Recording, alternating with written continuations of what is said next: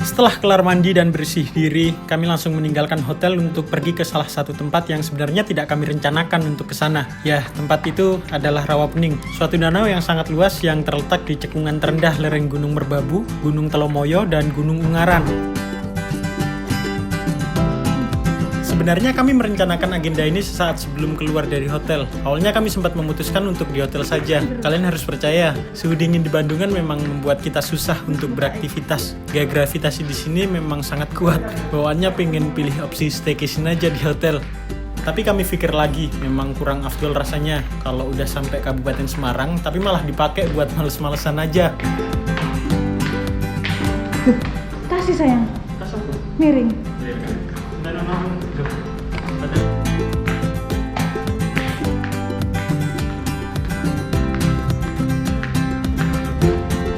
Dan akhirnya kami memulai perjalanan, tapi mau mampir dulu di salah satu penjual bakwan dekat alun-alun Bandungan. Sebenarnya kami bungkus bakwan ini bukan buat bekal perjalanan ya, emang dasarnya gampang pengen aja kalau lihat street food kayak gini. Kali Pak. Kali.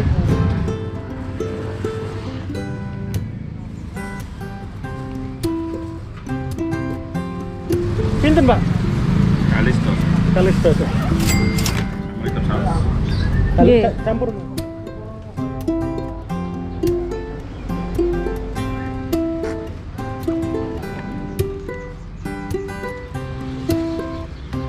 Setelah itu kami melanjutkan perjalanan kembali. Ya, ini Pak, ya. Matur nuwun. Waktu itu jalanan Bandungan cukup macet karena adanya pembangunan saluran irigasi di sepanjang jalan. Jadi ya harus bersabar.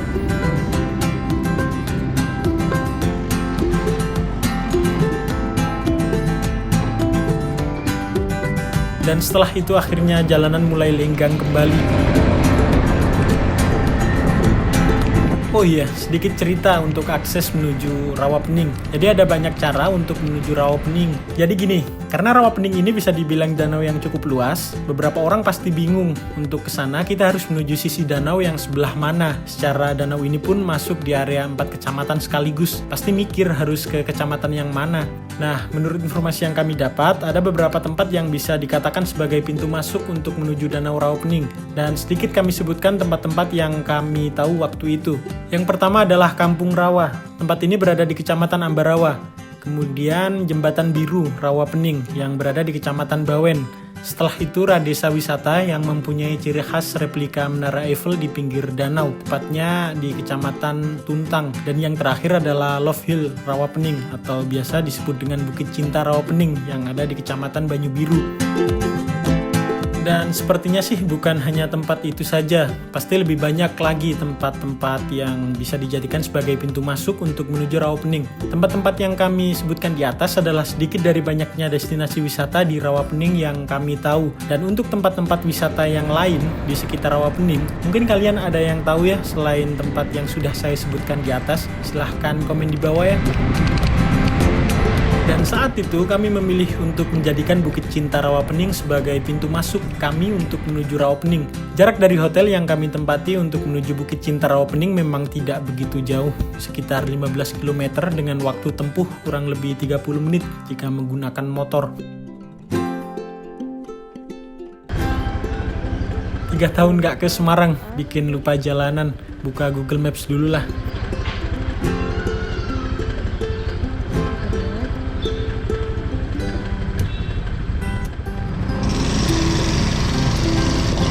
15 menit berselang akhirnya kami sampai di Ambarawa, sebuah kota kecamatan di Kabupaten Semarang dengan berbagai sejarah dan cerita masa lalu yang sangat menarik. Dulunya Ambarawa ini pernah jadi ibu kota dari Kabupaten Semarang, tapi sekarang ibu kotanya udah ganti jadi Ungaran. Ini adalah kunjungan kedua kami di Ambarawa. Setelah kunjungan pertama kami di tahun 2017, kunjungan ke salah satu benteng yang syarat akan sejarah. Benteng yang menjadi saksi bisu betapa Ambarawa dulunya dijadikan basis militer, pertahanan, logistik, atau sekedar kota penghubung bagi kepentingan Belanda. Ya, benteng itu adalah Benteng Fort Willem I atau orang Ambarawa biasa menyebut dengan Benteng Pendem Ambarawa. Tapi saat ini kita tidak bisa terlalu banyak mengeksplor Ambarawa karena sudah ada agenda untuk mengunjungi Rawapening. Ya mungkin next time lah kalau ada waktu banyak. Semoga kita bisa mengeksplorasi Ambarawa untuk yang kesekian kalinya.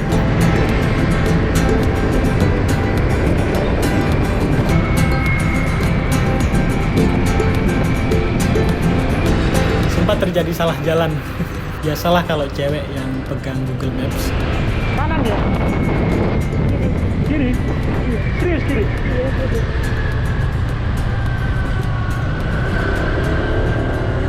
Kiri tuh nggak lurus. Lewongi ke kiri itu lurus. Kalau mau balik kan itu. Tapi gak usah ngomong. Dan kami sempat berhenti di salah satu minimarket di area Ambarawa untuk beristirahat sebentar sembari makan bakwan yang tadi kami beli di alun-alun Bandungan. Enak ya? Enak.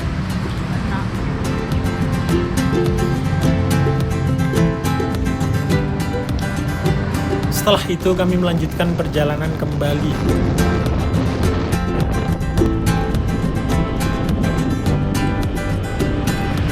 Jalanan untuk menuju Bukit Cinta Rawapening bisa dibilang sangat lenggang, tidak ada kemacetan, dan kami tidak menjumpai satupun jalanan yang rusak. Semua jalanan memang sangat mulus.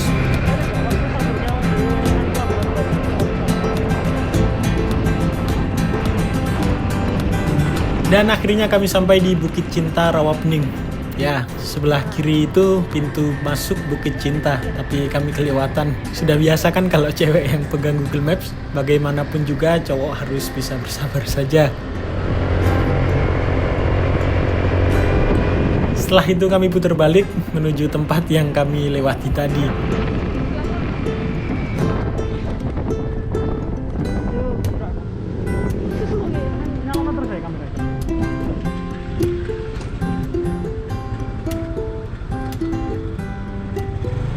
Ternyata untuk masuk ke Bukit Cinta ini ada persyaratan bahwa kita sudah melakukan vaksin minimal dosis pertama. Kami baru tahu persyaratan itu. Ternyata vaksin memang tidak hanya digunakan untuk persyaratan naik transportasi umum saja, tapi digunakan untuk masuk di beberapa destinasi wisata juga. Iya, Pak. Oh, iya, bentar. Oh, harus sudah vaksin ya? Iya, minimal dosis pertama. Oke.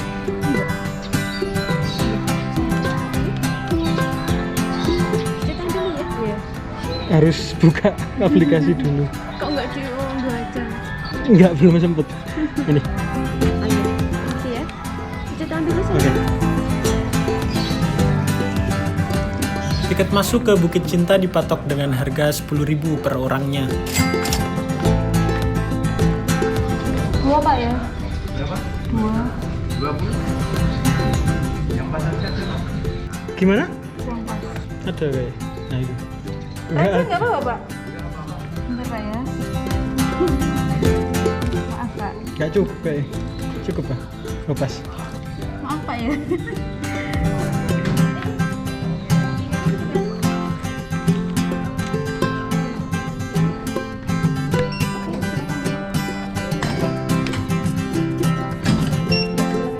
Setelah masuk, kami langsung disambut dengan patung naga yang menjadi ikon dari Danau Rawapening. Suatu cerita rakyat yang sangat melegenda, sebuah cerita rakyat yang mengisahkan awal mula terbentuknya Danau Rawapening. Jadi di sini kalian juga bisa melihat bagaimana cerita rakyat ini diceritakan dengan sedetail mungkin berupa relief atau pahatan di sekitar area danau dengan secara rinci. Ya, memang sangat panjang cerita rakyat dari Rawapening jika kami masukkan dalam video ini. Pasti memerlukan waktu yang tidak sebentar. Jadi karena alasan durasi dan materi video, kami putuskan untuk sedikit menceritakan secara singkat legenda dari Rawapening dengan dibantu beberapa relief yang ada di depan kami. Jadi gini, legenda Rawapening ini dimulai dari sebuah desa yang bernama Desa Ngasem, terletak di kaki Gunung Telomoyo. Desa tersebut dipimpin oleh seorang kepala desa yang bernama Ki Selagondang. Nah, Ki Selagondang ini memiliki seorang putri bernama Endang Sawitri. Kemudian pada suatu hari diperlukan sarana tolak balak berupa pusaka sakti sebagai salah satu syarat agar penyelenggaraan acara merti desa di Desa Ngasem bisa berjalan lancar tanpa halangan apapun. Oh iya, buat yang nggak tahu Merti Desa, jadi Merti Desa itu suatu tradisi yang diartikan sama masyarakat sebagai ungkapan syukur kepada Tuhan karena hasil panen yang melimpah. Apa ya, kayak semacam sedekah bumi gitulah.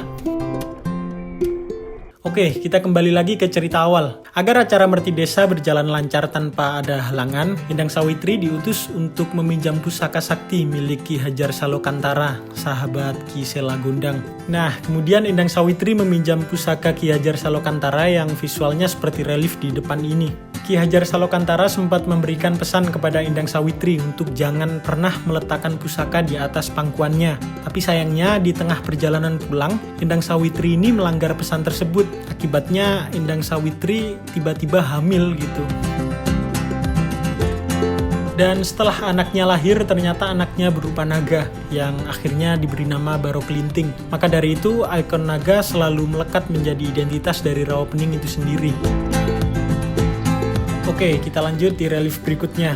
Kemudian untuk melepas kutukan pusaka seperti relief di depan, Baroklinting harus menemui Ki Hajar Salokantara yang sedang bertapa di Gunung Telomoyo. Dan kemudian Baroklinting juga harus bertapa dengan cara melilitkan tubuh naganya sampai ke puncak Gunung Telomoyo seperti relief di depan ini. Nah, malangnya, ada sekumpulan warga desa Patok yang tengah berburu untuk mencari hewan yang akan dijadikan hidangan dalam acara sedekah bumi masyarakat desa Patok. Tapi sayangnya di hari itu warga Patok tidak menemukan satu hewan pun. Akhirnya mereka menemukan seekor naga besar. Mereka tidak melihat wujud keseluruhan dari Baroklinting. Mereka hanya melihat ekor Baroklinting saja dan memotong-motong daging ekor Baroklinting untuk dibawa pulang ke desa mereka sebagai hidangan dari acara sedekah bumi. Di depan ini adalah relief bagaimana warga desa Patok memotong daging ekor dari Baroklinting. Kemudian singkat cerita, akhirnya Baroklinting telah berhasil dalam pertapaan dan berubah wujud menjadi seorang anak manusia. Baroklinting pun turun dari Gunung Telomoyo untuk mengakhiri pertapaannya. Baroklinting sempat mendatangi keramaian yang diadakan warga Patok untuk meminta makanan dan minuman. Tapi sayangnya keadaan tubuhnya yang lusuh dan penuh luka mengakibatkan penolakan warga Patok. Mereka pun mengusir Baroklinting secara paksa. Nah, relief di depan ini menggambarkan bagaimana perlakuan warga Patok terhadap Baroklinting.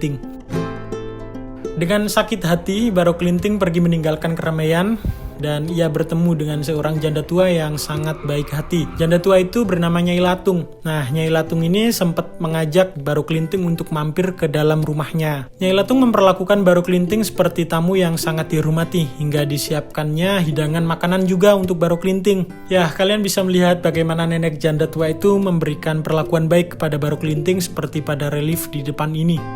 Di rumah Nyai Latung, nenek janda tua itu, Baroklinting sempat memberikan pesan kepada nenek itu. Isi pesannya adalah kalau terdengar suara gemuruh, nenek harus segera siapkan lesung ya, agar nenek bisa selamat. Dan kemudian nenek itu menyanggupi dan menuruti saran dari Baroklinting. Oh iya, untuk kalian yang nggak tahu lesung itu kayak semacam alat tradisional buat mengolah padi atau gabah untuk menjadi beras gitu. Bentuknya agak sedikit kayak perahu.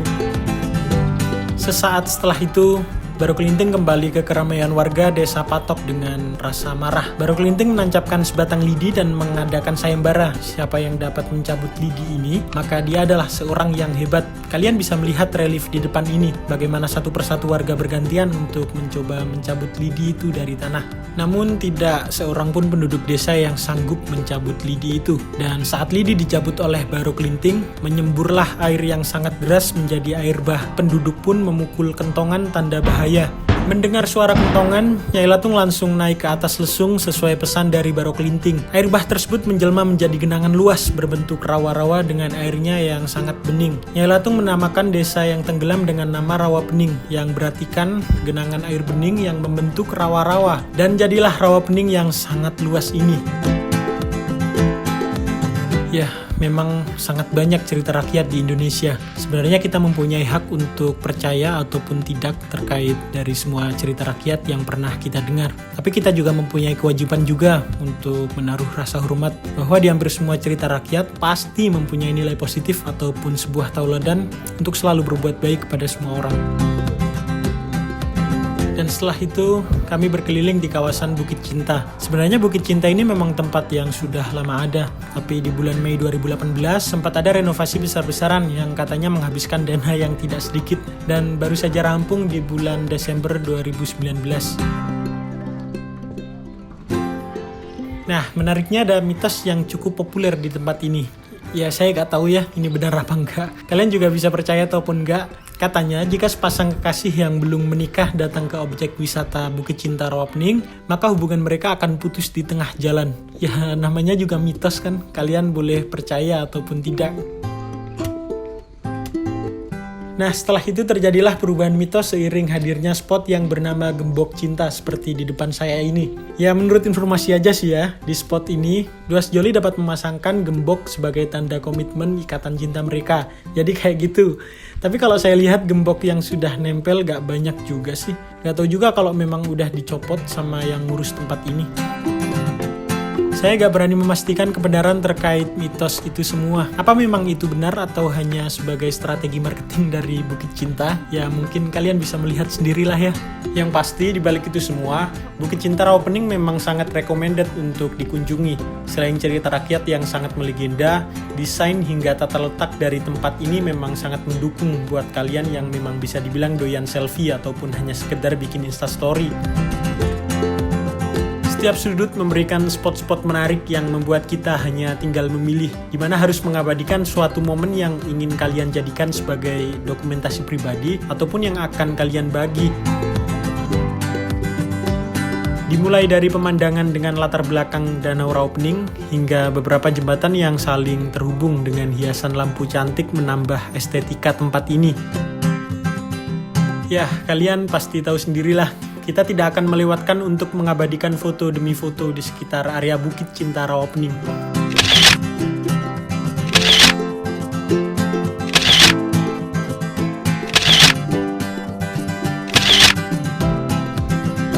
Dan setelah berfoto, duduk santai sembari merasakan semilirnya angin sekitar danau memang jadi pilihan terbaik sih.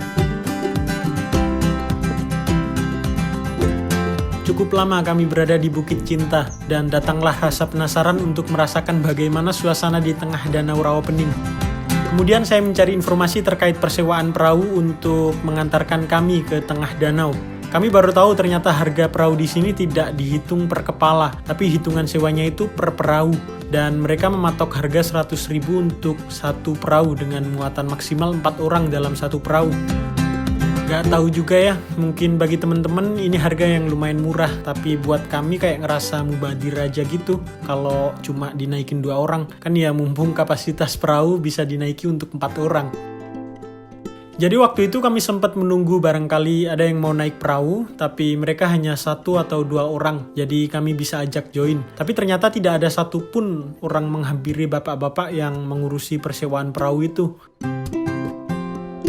Ini naik perahu 4 orang, 2 orang sama Pak ya? 100.000. Oh iya. gitu. Nanti kalau mau mampir ke rumah makan apung sana ikan bakar. Oh gitu. Bentar, saya cari itu Pak.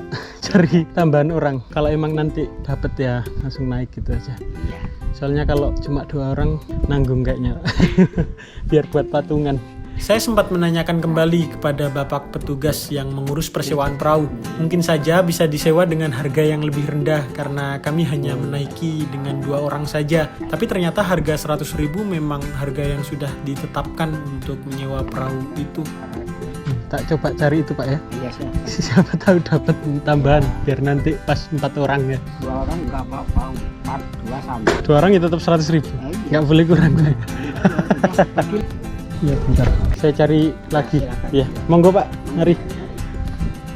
Tidak berhenti di situ. Akhirnya saya mengajak beberapa pengunjung join bersama kami untuk menaiki perahu. Saya lupa berapa orang yang sudah saya ajak waktu itu. Tapi ternyata susah juga ya buat mencari pengunjung yang bisa diajak join untuk ke tengah danau. Ibu Kak, itu Bu, mau naik perahu. Mau cari barengan biar dapat 4, soalnya harganya sama aja. Gimana? 100.000 satu perahu gitu, terus maksimal orang 4. Rombongan. Iya. Kalau di Kedungombo 1 orang 15.000, mau 1 orang 2 orang bisa. Oh, Kedungombo itu mana? Ikut Kabupaten Sragen. Oh gitu. Jadi dari Solo ke arah Purwodadi, yaitu Ini berarti kayak model charter ya bang? Iya, perahunya. Karena enggak emang buat itu pengunjung gitu. Oh gitu. Soalnya saya tanya tadi katanya, Pak kita cuma 2 orang kan, ada satu lagi istri. Cuma 2 orang masa tetap 100.000? Ya pokoknya satu perahu 100.000, maksimal 4 orang ya udah deh. Udah mari Bu ya.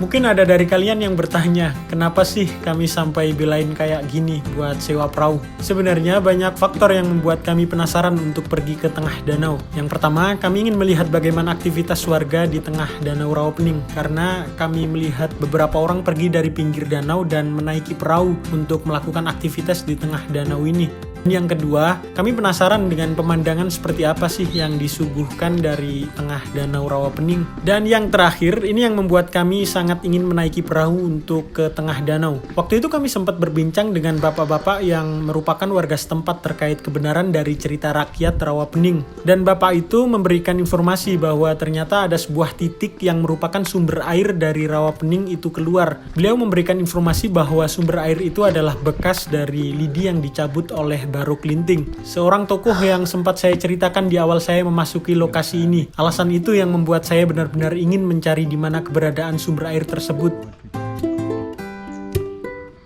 Sudah dapat orang belum? Aku nawarin sekitar 5 orang lebih, tapi nggak ada yang mau diajak naik perahu join. Rata-rata anak kuliah, susah kayak buat ngeluarin uang 50.000. Jadi ya wis piye maneh. Enak guys piro? 150. Iya Pak, enggak sisa 50. Durung makan sing ndek kono. Kono ATM ndek kene. Ada ya. Depan. Masa kau lo tak delok. Ya samping itu loh, samping apa? Samping pertama. Samping SPBU. Oh, enggak. Dengan pertimbangan yang cukup lama, akhirnya kami memutuskan untuk pergi ke tengah danau dengan menyewa perahu. Ya, kalau dipikir-pikir mau gimana lagi? Daripada kita nunggu sampai tempat ini tutup pun kayaknya waktu itu gak ada satupun pengunjung yang sepertinya akan menyewa perahu. Karena bisa dibilang juga saat itu pengunjung juga cukup sepi yang berkunjung di Bukit Cinta. Tapi ada plusnya juga sih kalau kita naik perahu cuma berdua. Kita bebas menentukan kemana kita mau pergi. Jadi bebas, gak ada rasa sungkan sama penumpang yang lain. Sebelah kanan naik, soalnya ngetril.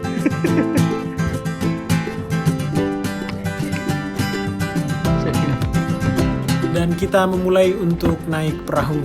Jenengan mas, yang niku.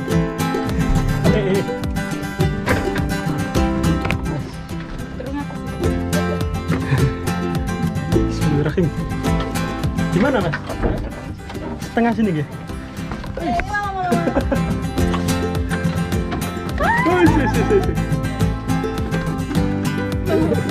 Ngeri sumpah. Berdekat sumpah. Aman kan Mas ya? Ini aman kan mas ya?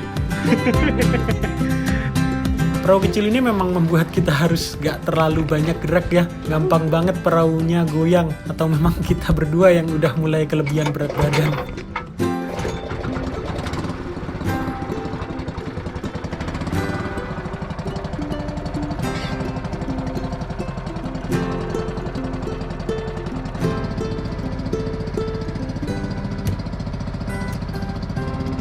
Dan akhirnya kami memulai perjalanan untuk berkeliling Danau Rawapening. Benar-benar kayak ngerasain private trip deh kalau kayak gini.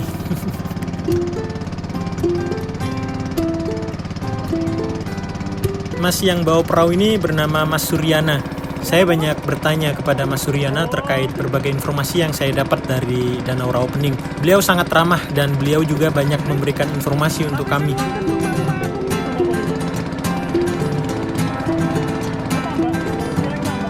Kalau udah di tengah gini kelihatan banget kalau danau ini memang sangat luas ya. Menurut informasi, Danau Rawapening mempunyai luas 2.670 hektar. Dan untuk kedalaman danau, Rawapening memiliki kedalaman sekitar 5-8 meteran. Sebenarnya cukup banyak nelayan di sini, tapi kamera kami kurang mendukung untuk merekam lebih dekat lagi. Jadi ya seperti terlihat tidak ada nelayan. Padahal bisa dibilang lumayan banyak perahu-perahu kecil yang berlalu lalang dan terlihat dari kejauhan. Rata-rata nelayan di sini melakukan aktivitas untuk mencari ikan dengan cara memancing dan beberapa ada yang membawa jaring ikan. Beberapa masyarakat di sekitar danau memiliki mata pencaharian sebagai nelayan, terus ada juga sebagai petani eceng gondok dan juga pengumpul pupuk dari hasil gulma eceng gondok untuk dikirim ke luar kota.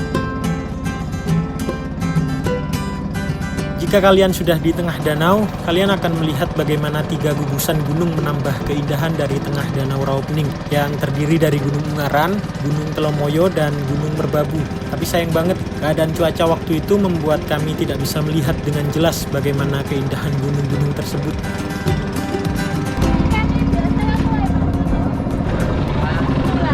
Berarti nggak pernah diisi ya? Sukarela ya Mas? Oh, Ini bebas ini. Berarti umum ya Mas ya? Kalau misalnya mau ngambil, berarti saya ngambil itu nggak apa-apa ya? jeguro loh gak apa-apa.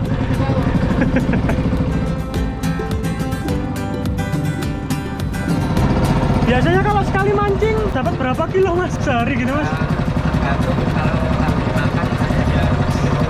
Oh, sekilo. Kalian udah dapat sampai 4 kilo gitu enggak ya Mas? Enggak sampai. Oh, enggak sampai. Ada ini nggak Mas? Apa? Ikan gabus. Ngerti ikan gabus? Ada, oh ada. Berarti podo ya. Kalau tempat kita ini kan tambah. Biasanya kan kalau ada nila berarti kan ada ikan gabus juga, ada jair. Gabus kayak apa kayak gitu sih? Ngawur. Gitu. Iku loh, iku foto itu. Oh alah. Alah. Iya iya.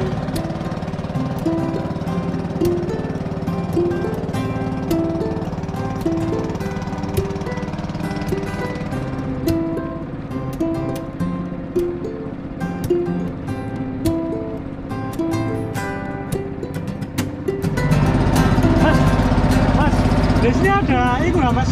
Binatang buas nggak sih Mas? Buaya gitu nggak ada Mas? Oh, alah.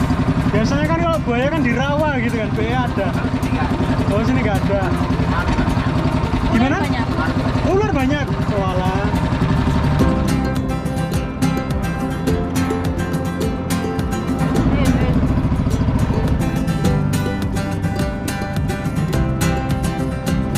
Tawar banget loh. Iya. Tawar banget.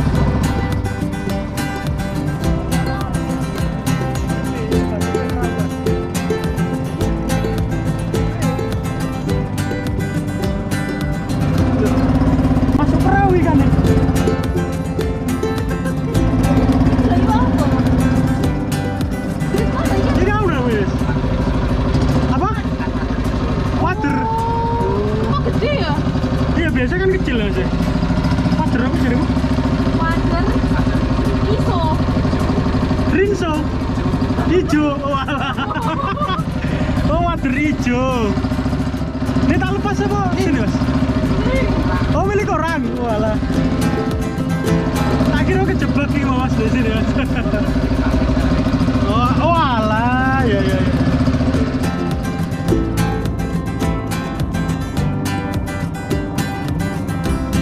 Kami meminta tolong Mas Suryana untuk mengantarkan kami menuju warung di tengah danau. Cukup unik sih warungnya, kayak benar-benar mengapung mengikuti air gitu. Jadi saya agak penasaran aja buat kesana.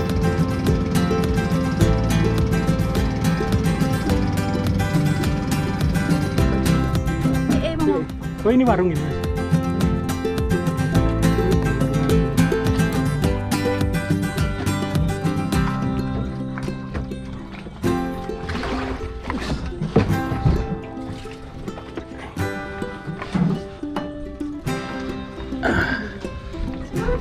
Lihat ini bisa tak? Iya loh. Saya tak duduk ini. Kena tas nyantol. Ya.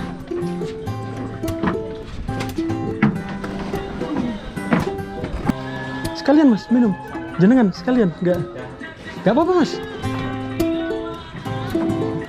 Lewat mana? Sini.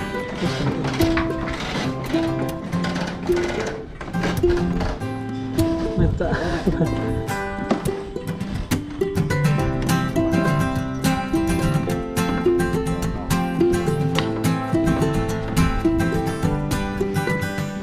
Ya.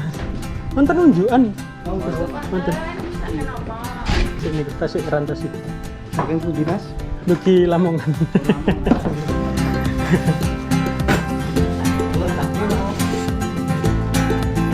Wonten apa mawon Bu minumnya? Kok mlebet mawon? Betul napa nih diambil? Nggih.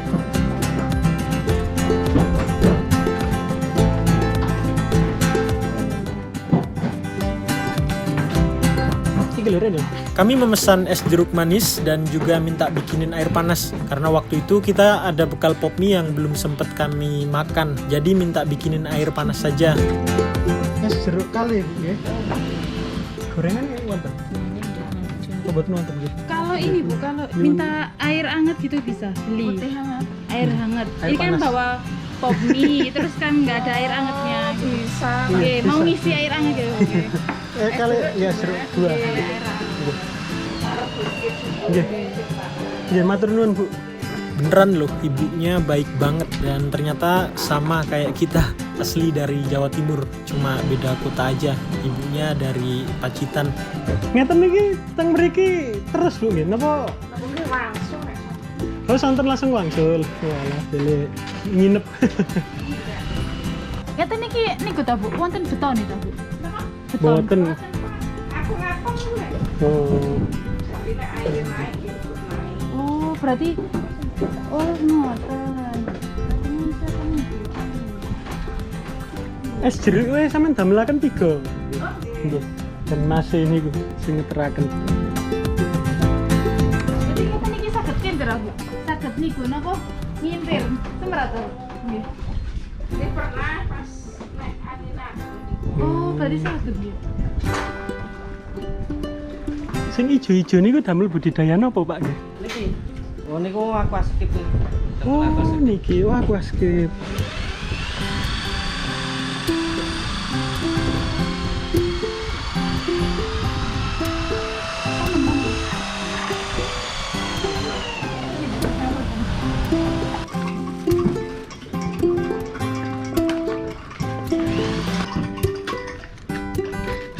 Kok tebe lho Bu, jenengan begini tuh. Terus mulai didamel niki tahun pinten niku? 3 tahun. Oh, Berarti pas zaman ini langsung tentu yang itu. Pilih tendara terus diangkat. oh berarti lah niku kayu-kayu ning ngusungi damel perahu ngoten Bu. Oh alah.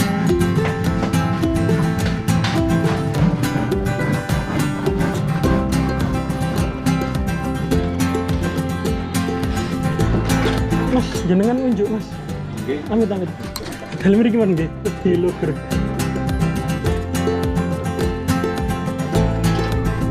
Asli mriki to Mas jenengan. Oh.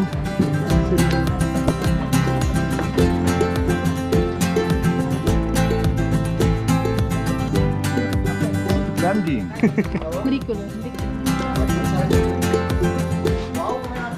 Ono tak print iki lah. Boten. Sempat ada insiden munculnya ular yang membuat kita semua pada panik.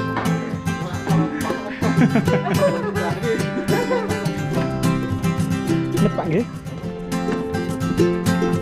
Setelah kelar makan pop mie dan minum es jeruk yang kami pesan tadi, kami langsung bergegas membayar. Tapi waktu itu kami gak dibolehin buat bayar air panas yang dibuatin sama ibunya.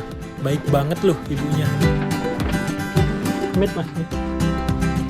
Ibu, enten es jeruk 3 kali niku lho, toyo anget. Niku toyo anget ini. Duh, kok pun sampeyan bantuan apapun. Nggih kersane, nggih.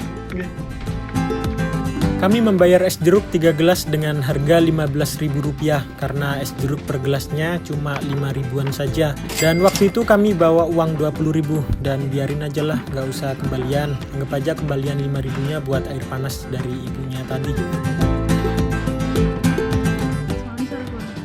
Ketok aja bener. Mriko. Umurane tanggal iki. Setelah itu kami langsung kembali menuju perahu untuk mengakhiri aktivitas berkeliling di Danau Rawapening kali ini.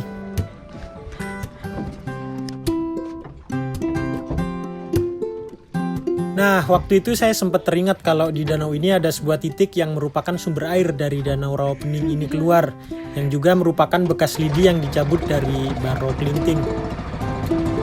Saya langsung meminta tolong kepada Mas Suryana untuk diantarkan di tempat yang dimaksud. Tapi sayang banget, kata Mas Suryana, kalau pas angin kenceng kayak gini memang susah buat cari sumbernya. Karena air bergelombang dan sumbernya juga katanya kecil gitu. Kayak semacam ada gelembung-gelembung dari bawah. Jadi agak begitu kelihatan. Tapi Mas Suryana baik banget loh. Beliau tidak menyerah, masih mengusahakan untuk mencari sumbernya agar kami bisa melihat sumber itu.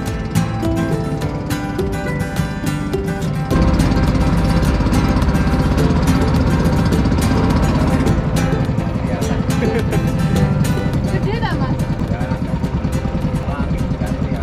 Kalau ada angin nggak kelihatan. Oh, ini paling.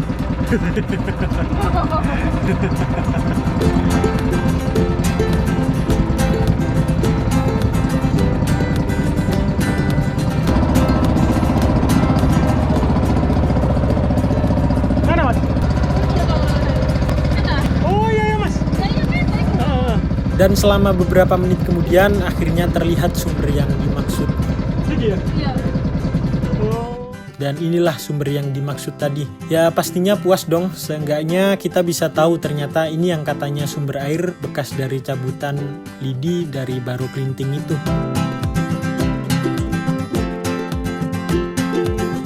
Oh ini ya? Oh iya. Gak sampun mas. Gak penasaran mawon. Ya sebenarnya boleh percaya atau tidak sih, itu tergantung dari kalian. Yang penting kita harus menghargai bagaimana cerita rakyat itu bisa menjadi sebuah cerita legenda hingga saat ini. Tapi memang yang saya tahu ada beberapa sumber bagaimana Danau Rawapening ini bisa terbentuk, entah versi dari beberapa cerita rakyat dari berbagai sumber-sumber yang lain, hingga beberapa pendapat dari para ahli geografi yang menyebutkan bahwa Danau Rawapening terbentuk melalui proses letusan vulkanik. Bisa. Matur nuwun Pak. Mas, matur nuwun sanget nggih. Dan ada juga sumber yang mengatakan bahwa secara fisiografi Danau Rawapening dan dataran aluvial di sekitarnya terbentuk karena adanya amblesan subsiden gunung api Suropati Tua yang menyebabkan kaki gunung api di bagian utara bergeser lebih ke utara yang menimbulkan struktur sesar naik. Ya mungkin untuk kalian yang lebih tahu mengenai Danau Rawapening bisa komen di bawah ya. Saya minta maaf dan mohon koreksi juga jika saya ada kesalahan dari apa yang saya sampaikan.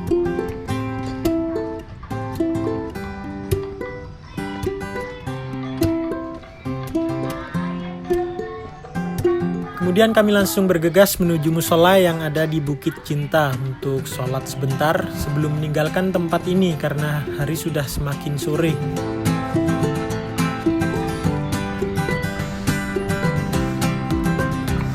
Setelah sholat sempat membeli beberapa camilan khas dari hasil tangkapan ikan dari Danau Rawapening. Lumayan murah sih, per onsnya cuma 10 ribuan. Saon 10 ribu. Saon itu banyak gak sih? Ini enteng ya. Pengen gak? Lo bedanya apa bu? Niki kali ini. Ini pedes nih aku. Oh ini ikan apa sih? Pader. Oh iya sih pader. Ini udang. Iya. Ini apa ya kayak apa udang cilik ini? Cakung. Iki nih. Ini ada. Oh yang pedes. Kalau mix bisa nggak sih bu? Bisa. Dicampur. Oh nggih, campur mawon. Sama yang mana? Sama yang udang nih. Sama ini. Nggih, sampai dikit. Kendalaan mawon Bu ya.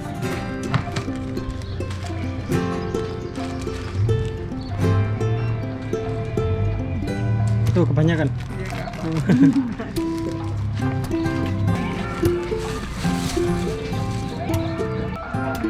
Gimana turun? Lumayan lah.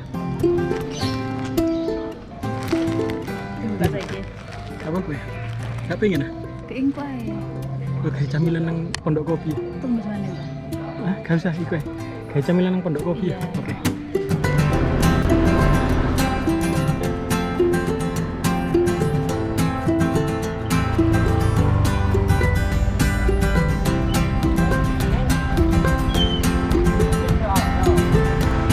Amit Pak. Ya turun dulu Pak, bentar.